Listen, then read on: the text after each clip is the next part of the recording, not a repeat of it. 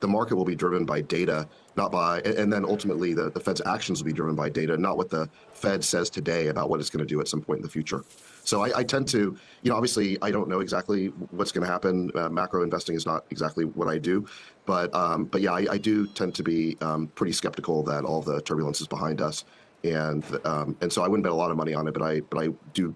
But I would basically expect a double dip is sort of what is probably what I would expect to happen from here. But maybe you'll bet a little money on it, and a little money for you is a lot of money for a lot of other people. So talk about what your expectations are and what sorts of investments you do make during this period. I mean, I don't know if it's that much different if you're investing at the early stage in technologies and trends that you expect to persist. But what's your focus right now?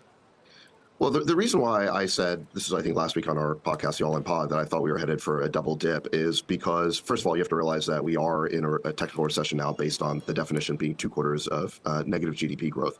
That was caused by inflation, as we all know. You had a 7 point something% nominal growth rate. You had a 9% inflation rate. So you subtract those two things and you get to a negative real GDP growth rate. I think it's possible that based on inflation coming down a little bit, that you could see us bounce to positive in Q3 or Q4. But the reason why I think it could be a double dip is because all these interest rate increases that the Fed has now done this year, I guess we've had 4 rate increases, and it's been, including 275-point rate increases being the last 2.